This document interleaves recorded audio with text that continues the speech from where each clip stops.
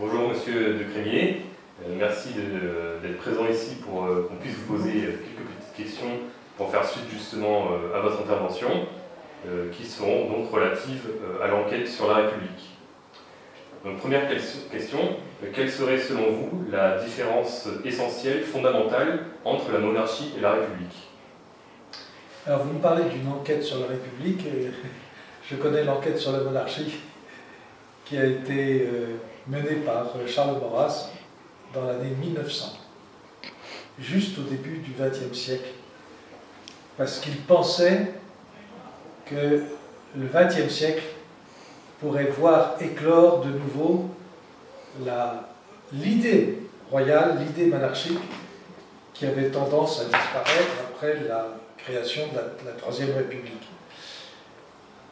Et alors, quelle est la différence? Parce que je crois que l'enquête de Maurras a très bien circonscrit le problème. La République est fondamentalement une irresponsabilité. Et la monarchie est fondamentalement une responsabilité.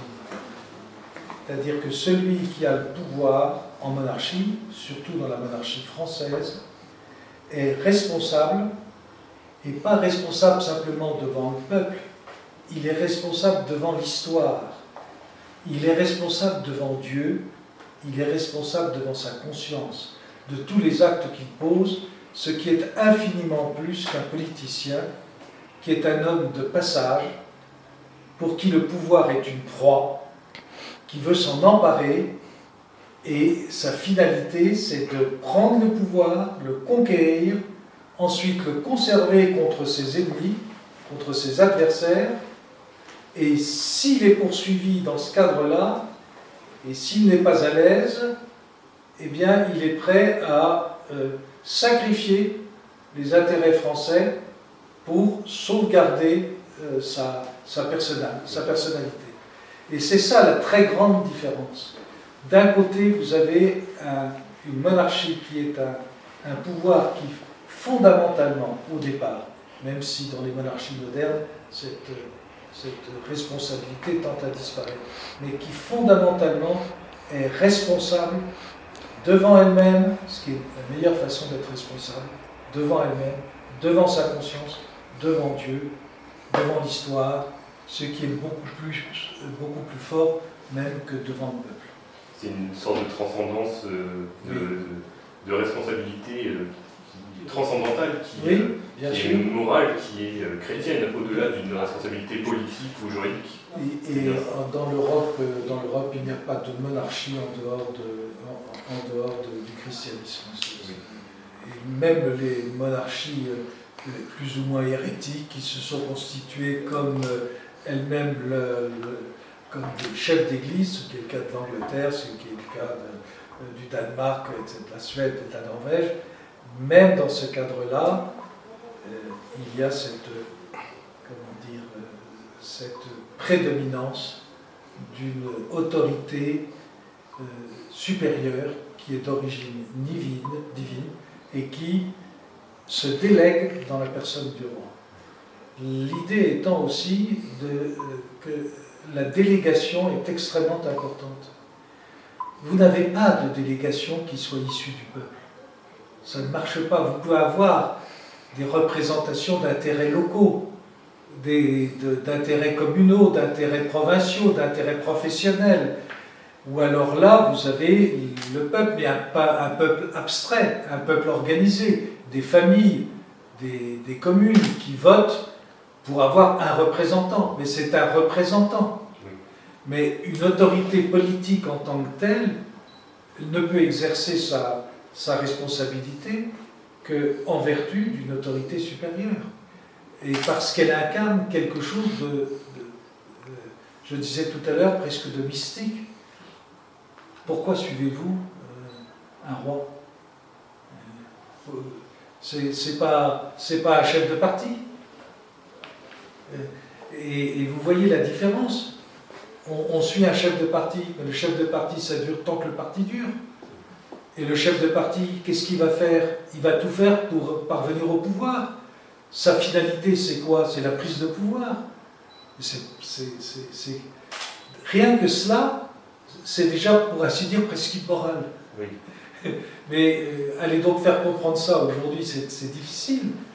Ça ne veut pas dire pour ça qu'il faille critiquer toute personne qui veut faire de la politique. J'ai des amis qui font de la politique, mais institutionnellement, il y a un défaut, et ce défaut est extrêmement grave parce qu'il enlève toute qualification. Et d'ailleurs, regardez ce qui se passe concrètement. À partir du moment où vous avez une personne qui veut représenter l'intérêt général dans ce cadre partisan, jusqu'à imaginer qu'il puisse y avoir un parti des bons français. Mais le fait d'avoir un parti des bons, c'est une contradiction, c'est quelque chose qui va se retourner contre le parti des bons. Parce que va venir un moment où le système va inventer une réplique. Et on va mettre en contradiction le parti des bons, et on trouvera quelque chose qui sera tout à fait accusatoire. Par exemple, ce qui est arrivé au Rassemblement national, ils n'ont fait que ce qu'ont fait tous les autres partis, mais là, on a trouvé le moyen de prendre la justice comme intermédiaire pour pouvoir casser définitivement Marine Le Pen. Et si ça n'avait pas été ça, ça aurait été autre chose. Et ça a toujours été ça. Sous la Troisième République, vous en avez eu 50 opérations de ce genre. Dès que vous avez un danger qui apparaît à l'horizon de la République et qu'elle s'imagine qu'elle va avoir quelqu'un qui risque de rassembler tous les pouvoirs entre ses mains, elle va tout faire, surtout si elle a une incertitude sur la personne. Bon, quand c'est un bon républicain, un bon teint, on le laisse faire. Et finalement, le système produit toujours son homme, sa femme. Là, en l'occurrence, en 2017, ça a été Macron. Il fallait Macron, et en 6 mois, il est apparu comme le sauveur de la République. Et ensuite, c'est pas difficile, il suffit de se trouver en face de Marine Le Pen, et le système marche à fond, et vous êtes élu. En 2022, ça a été la même chose. En 2024, ils ont même fait beaucoup mieux, avec les élections législatives après les élections européennes qu'ils ont failli perdre. Ils se sont entendus entre eux, de LR jusqu'à LFI, pour empêcher ce qui aurait dû être une France représentée à droite, parce qu'ils n'en voulaient pas. Donc ils sont prêts à tous les procédés, et les LR étaient d'accord avec les LFI, et les LFI avec les LR. Et puis vous ne pouvez rien contre ce système. Mais il ne faut pas croire que ça a existé qu'à ce moment-là. Ça a été le cas des Fructidor en 3, des Vendémiaire en 6, c'est-à-dire que c'était régulier à chaque fois que les monarchistes ou que les réactionnaires ont failli gagner les élections, le système s'est ressaisi, et évidemment on est allé jusqu'à le général Vendémiaire, Bonaparte, il a tiré sur les monarchistes sur les marches de Saint-Roch. Justement, vous nous parlez des élections. Nous avons une question sur les institutions, donc je t'en prie, Louis. Merci, monsieur Tarnefremier, d'avoir justement répondu à cette question. J'en veux justement moi aussi une autre, ça aurait été de savoir s'il y a toujours un esprit monarchique, ou s'il y a toujours, si on a eu un, esprit monarchique dans la conception des institutions républicaines. Alors oui, je vais vous dire, les présidents de la Ve République, tous, presque sans exception, ça a changé un petit peu avec Sarkozy, encore plus avec Hollande et Macron, mais même Macron, tous les présidents de la République avaient dans l'esprit le modèle monarchique. Ils savaient tous qu'ils étaient les héritiers des rois de France, tous, y compris Chirac, et surtout Mitterrand, et De Gaulle, n'en parlons pas. Ils savaient tous qu'ils étaient dans la tradition, dans la suite, qu'ils étaient à la place de celui qui aurait dû y être. Donc ils étaient des substituts de rois, en quelque sorte des faux rois. Moi je les appelle des faux rois. Évidemment, ils ne se le disaient pas comme ça.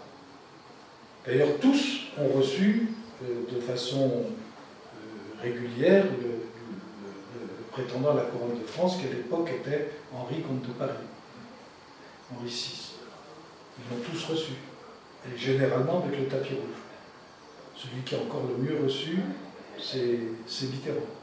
Parce que Mitterrand se souvenait qu'il était passé autrefois par l'Action française. Et Mitterrand était républicain comme vous êtes, je ne sais quoi. Je ne sais quoi.